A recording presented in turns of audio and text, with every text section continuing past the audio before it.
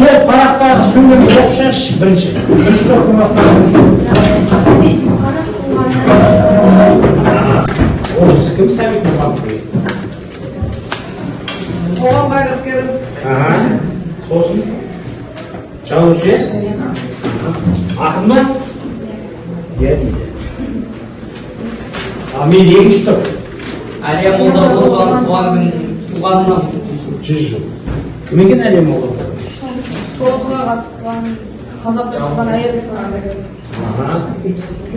Біздің қазақтың қаһарман қызы, иә? Соғысбек Жүзбек. Яғни осы топқа бөлінгеніміз осы биылғы жылғы атаулы даталар екен, иә? Енді балалар кітап дәптерлерімізді ашамыз. Кешегі берген үй тапсырмасы шықты ма? Кәне көріп шығайықшы біздің. 67, 69.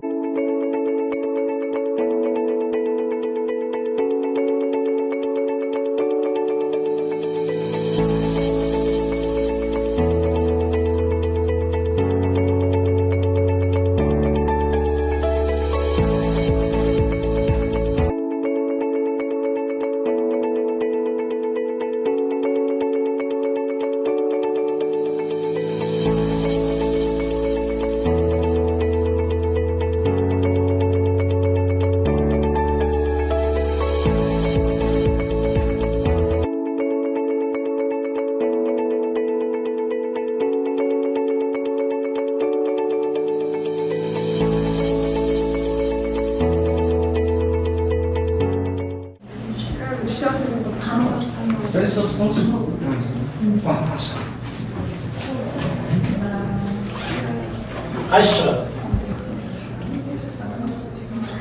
Екі жағына теріс санға көбейтсек. Бұл уақыт кезетін болсын. Дұрыс тапты. Келесі сұрақ.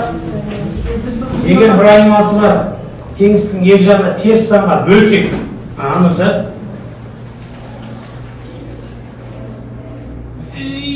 Есі ауыспай ма таңбасы теңіздік? Біз теңіздікпен жұмыс теңдікті бастырмай. Теңіздікпен жұмыс жасап жатырмыз. Келесі сұрақ.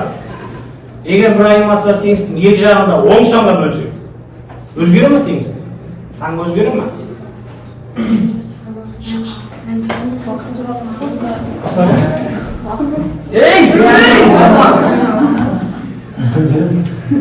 Екінші топта? Екі жағында 10 санға көбейтсек. Бас. Жақсы. Сұраққа жеттік. Шапалар қойып қойыңыз. Енді сендерге түсіндірме жасап кетейін. Екі топта алдыларыңызда бағалау парағы тұр. Топ басшылары өздері жазып қойшы. Бұл жерде топ басшы кім болады? Енді былай жасаймыз. Кешегі не бойынша бір қайталап шығайық. Барлығымыз назарларымыз тақтады. Бүгін кешегі өтілген қандай тақырып еді? Яғни бүгін мақсатымыз қандай болады? Не істейміз? Теңсіздіктерге есеп шығарамыз. Қай әдіспен шығарамыз? Интервалдар әдісімен. Енді осы жерде бір мысал қарайықшы. X квадрат минус 4 бөлінген x плюс 2 рационал теңсіздік. Осы рационал теңсіздікті шешіп көрейік. X квадрат минус 4 x плюс 2 үлкен бөлінген. Дұрыс айтасың. Көбе шешіп дейміз, е? X плюс 2 үлкен бөлінген. Бірге қысқарып кетеді ғой? Қысқарып кетеді ме? Жоқ. Қысқармайды теңсіздікте. Кеше ғана айланып тұр, теңсіздікте қысқартпаймыз. Яғни бұл екеуі не деген сөз? Бірдей, е? Бірдей болса не болады? Бүйтіп айтайық. Дәрежелер қосындысын табайықшы осы жерде. Мына жерде дәрежесі бір дәреже, мына жерде бір дәреже. Қоссақ, қандай түбір шығып тұр? Квадрат шығып тұрады. Сонда ол қандай түбір деп атаушы еді кеше? Еселі түбір деп атайтынбыз.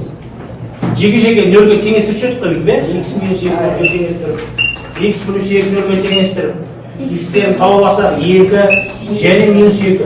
Бірақ минус 2 менде қанша ол? Екеу. Еселі түбі. Енді интервалға салған кезде сан өзінсіз жаман екен. Нүктелер ашық па, тұйық па? Тұйық. Тұйық болса теңіздік қандай болу керек? Қатаң емес болу. Бізде теңіздік қатаң болу. Математикалық сауатты сөйлеп үйренейік. Яғни бірінші өсу ретімен жазамыз. Бірінші қайсын жазамыз? Минус 2. Теңіздік ашық. Содан кейін 2.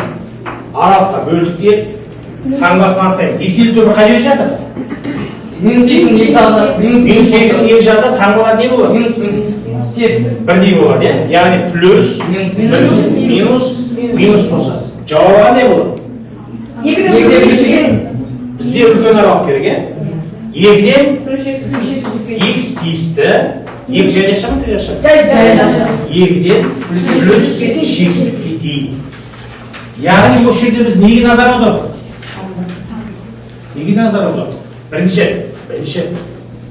көшкешік дедік, көшкешік дегеннен кейін барып не істедік? Дәрежелерінің қосындысын таптық. Еселі түбір бар ма, жоқ па, соны табадық. Түсінесіңдер ма? Егер әкем, мына жерде 2 дәреже тұрып, мына жерде 3 дәреже тұрса, қосындысы қанша болады? Ал еселі түбір бола ма? Болмайды. Яғни дәрежелердің қосындысы жұп болса ғана мен еселі түбір болады. Таңба екі жақта бірдей болады деген сөз. Мына үшіп қойайық. Үш есепке жауаптарымен сызып көрсете аласыңдар. Аты жөндерді жазып қойсыңдар төбесіне.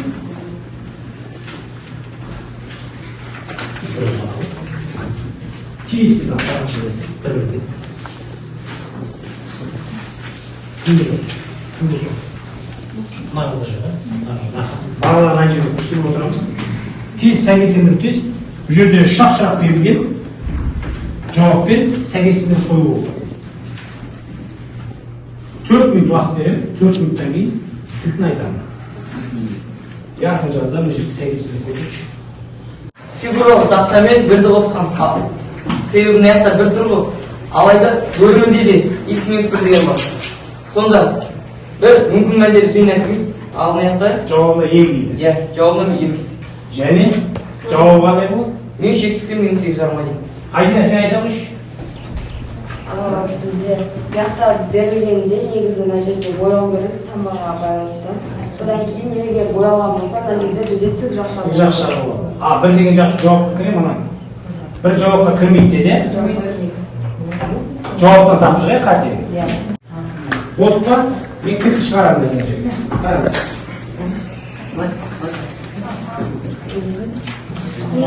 Тексеріп шығамыз. Деп тақта қараңыздар. Дұрыстат, тексеріп шығамыз. Бірінші, екінші, үшінші. Дұрыс болса 3 бал, 3 бал болса жаңа бағалауға sıra тестке бағалау болып шығады. Дұрыс. Плюс. Келесі сабақ тексеріледі ағайлар. Содан кейін бүгінгі сабаққа кері байланыс ретінде ана жерден QR кодты смартфондармен кіріп, бір ауыз сөз жазып кетсеңдер, ертең біздің тағы сабақ өткеніміз керек. QR кодты мына жерде. Смартфонға кірсеңдер. Ага. 1 автобус. Ага. Нажимай он. Ага. Автобус. Ага. Абдрахман Жели. Абдрахман Жели дейді.